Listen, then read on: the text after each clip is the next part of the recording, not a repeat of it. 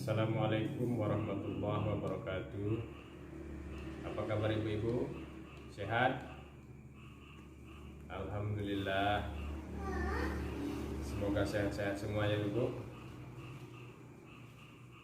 Alhamdulillahirabbil alamin. Assalatu wassalamu ala asrofil anbiya'i wal mursalin wa ala alihi wa ashabihi ajma'in. Amma ba'd. Pertama-tama marilah kita mengucapkan puja-puji syukur kita atas kehadirat Allah Subhanahu wa taala, yang mana Ia telah memberikan kita kesempatan serta keluangan waktu untuk dapat berhadir di sore hari yang berbahagia ini.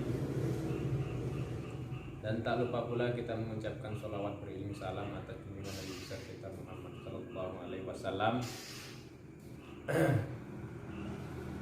Baiklah, adapun pembahasan kita hari ini ialah tentang modul 4 perlindungan anak di sesi penelantaran dan eksploitasi anak. Sebelum kita bahas sesi ini, mungkin ibu-ibu masih ingat sesi-sesi sebelumnya yang sudah pernah saya jelaskan. Dari situ kita melangkah tentang penelantaran anak dan kaitannya sungguh sangat erat ya ibu. Sungguh berkesinambungan ya. Dalam sesi ini merupakan sesi kedua dari bidang perlindungan anak, program Keluarga Harapan. Masa kanak-kanak adalah periode untuk tumbuh dan berkembang dengan cepat dan rentan dengan berbagai risiko yang dapat mengganggu proses tumbuh kembang anak tersebut. Salah satunya adalah jenis penelantaran dan eksploitasi. Mungkin ibu-ibu kurang paham dengan jenis penelantaran atau eksploitasi anak. Di sini ada beberapa langkah yang harus saya jelaskan, yaitu dalam langkah pertama ialah bahwasanya penelantaran adalah tidak dilakukannya tanggung jawab dan kewajiban orang tua dalam memenuhi kebutuhan dasar anak, termasuk kasih sayang ya ibu. Kenapa contohnya? Di dalam contoh penelantaran anak tidak memberi, yang pertama ialah si anak tidak diberikan makanan yang sehat. Si anak tidak diberikan makanan yang sehat, tidak diberikan tempat yang aman, tidak diberikan makanan yang bergizi. Apalagi, dan kedua ialah tidak diberikan tempat tidur, tidak diberikan pakaian yang layak, dan juga tidak diberikan waktu dan kesempatan untuk bermain. Dan akibatnya apa Bu? Akibatnya anak tersebut bisa putus sekolah. Jadi Bu, anak tersebut bisa putus sekolah, kurang gizi, sering ketakutan, kemampuan berbahasanya rendah, anak merasa tidak aman, susah bergaul. Mungkin di sekitar ibu pernah melihat anak-anak seperti ini. Itu adalah contoh dari penelantaran anak, contoh dari orang tua yang menelantarkan anak. Jadi untuk itu ibu janganlah kalau bisa dapat seperti itu. Anak itu adalah anugerah yang diberikan Allah Subhanahu wa taala kepada kita. Jadi manfaatkanlah. Dan masuk langkah selanjutnya ialah bagaimana cara mencegah penelantaran tersebut.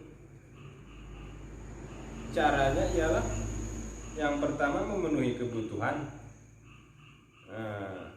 kita penuhi kebutuhannya Bu, walaupun tak banyak, sedikit, ya kan.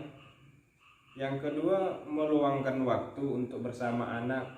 Kalau bisa, kalau sempat kita ajak anak-anak tuh bermain sama kita, ajak dia jalan-jalan, ya kan.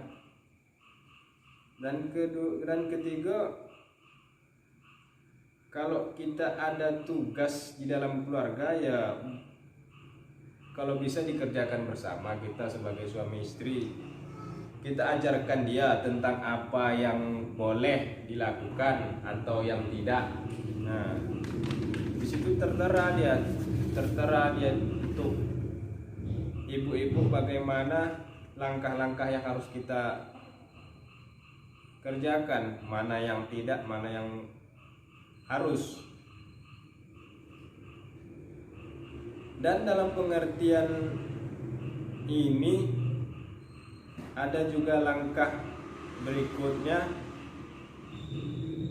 contoh eksploitasi terhadap anak. Contoh eksploitasi itu seperti memanfaatkan anak demi sesuatu keuntungan, baik materi atau non materi. Nah, contohnya jangan kita suruh anak kita, kalau kita istilahnya mengemis, jangan kita suruh dia mengemis, jangan kita suruh dia bekerja, belum waktunya dia bekerja. Jangan kita suruh dia melakukan sesuatu yang belum pantas dia lakukan. Nah, itu contoh eksploitasi anak itu. Kita tidak boleh seperti itu. Dan apa dampaknya? Anak bisa putus sekolah. Perkembangan fisiknya terganggu nanti. Bisa juga anak itu bisa menjadi penakut. Ya Ibu. Dampaknya banyak. Dan bisa juga dia hilang kepercayaan dirinya. Dan maksud kita cara mencegah eksploitasi anak tersebut adalah mengupayakan anak tetap sekolah. Dari cara itu kita harus mengupayakan anak itu supaya tetap sekolah. Sekarang kan udah bisa macam-macam ibu-ibu lah yang bagian dari KPM PKH, ya kan terbantu setiap bulannya dibantu untuk minimal untuk pembiayaan sekolah, bisa juga untuk pembiayaan baju seragam sekolah, ya Ibu. Dan tidak menyuruh anak bekerja. Tidak boleh kita menyuruh anak bekerja. Melatih anak untuk tidak melayani yang tidak dia kenal. Melatih anak untuk tidak percaya sama orang. Itu contoh-contoh dari cara-cara untuk mencegah eksploitasi terhadap anak tersebut. Dan selanjutnya, tidak mudah percaya kepada seseorang. Ajarkan kepada anak-anak ibu, tanamkan kepada anak ibu dia agar supaya tidak mudah percaya terhadap seseorang yang tidak dia kenal, itu Bu.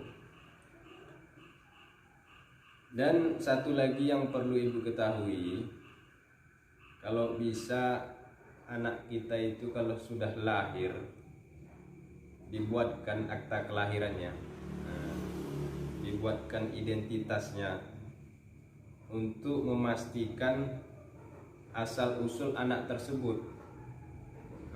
Untuk memastikan asal usul anak tersebut, anak siapa dia, ya kan. Kalau lahir anak tuh dibuatkanlah itu kalau bisa secepat mungkin, karena fungsi dari akte tersebut berkelanjutan kelak dia sampai menikah atau dewasa nanti, ya Ibu. Sampai di situ kira-kira Ibu paham? Ya Bu, paham. Alhamdulillah. Mungkin cukup sampai di sinilah yang dapat saya sampaikan. Adapun poin-poin yang telah kita jabarkan, yang telah kita paparkan, itu adalah penting bagi ibu ketahui, penting bagi kita sebagai manusia untuk tidak menelantarkan anak, ya ibu.